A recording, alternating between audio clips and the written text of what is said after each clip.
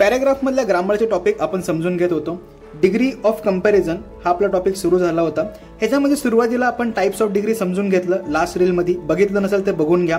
वर्डचं conversion कसं करायचं ते देखील पाहिलं, त्याचे रूल्स पाहिले, त्यानंतर काही एक्झाम्पल पाहिले। आता आजच्या व्हिडिओमध्ये डिग्री ऑफ सेंटेन्सेस म्हणजे सेंटेन्सची डिग्री कशी चेंज करायची ते समजून घेऊ। पॉझिटिव्ह डिग्रीला कंपॅरेटिव्ह डिग्रीमध्ये कसं करायचं आणि कंपॅरेटिव्ह डिग्रीला पॉझिटिव्ह मध्ये कसं करायचं। आता डाऊट आला की पॉझिटिव्ह डिग्री सुपरलेटिव्ह मध्ये होती का, तर नाही होत। त्याच्यानंतर कंपॅरेटिव्ह डिग्री सुद्धा सुपरलेटिव्ह मध्ये नाही होत।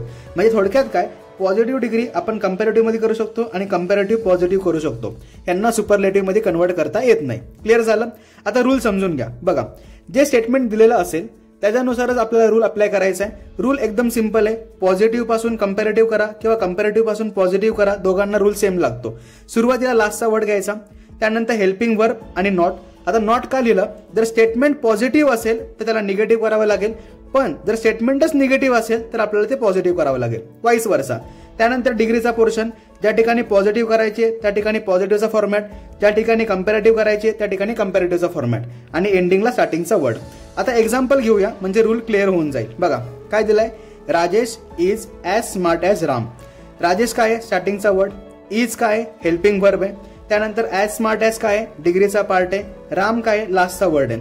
आता फॉर्म्युलानुसार काय असणार आहे, सुरुवातीला लास्टचा वर्ड आला म्हणजेच राम आलं, त्यानंतर स्टेटमेंट पॉझिटिव्ह होतं मग निगेटिव्ह करावं लागेल इज नॉट, त्यानंतर डिग्रीवाला पार्ट, ही डिग्री कुठली होती पॉझिटिव्ह, करायची काय कंपॅरेटिव्ह म्हणजे सी दॅन येणार म्हणजे स्मार्टर दॅन, त्यानंतर स्टार्टिंगचा word Rajesh as it is म्हणजे फायनली स्टेटमेंट काय झालं, Ram is not smarter than Rajesh. Clear झालं।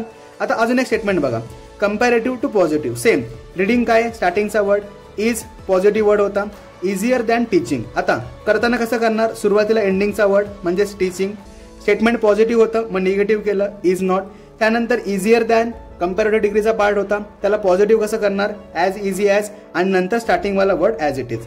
एकदम सिंपल आहे बघा, पहिला लास्टवाला वर्ड, त्यानंतर हेल्पिंग वर्ब प्लस नॉट।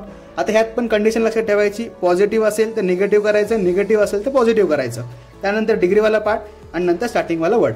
समजलं नक्की? चलो आता तुमच्यासाठी हा होमवर्क, व्यवस्थित या सगळ्या क्वेश्चनचे आन्सर कमेंट बॉक्समध्ये सांगा, चेक करून नक्की सांगतो आणि तुमच्या स्टडी पार्टनरसोबत शेअर करा। नेक्स्ट व्हिडिओमध्ये अजून नवीन कन्सेप्ट बघू। Bye bye.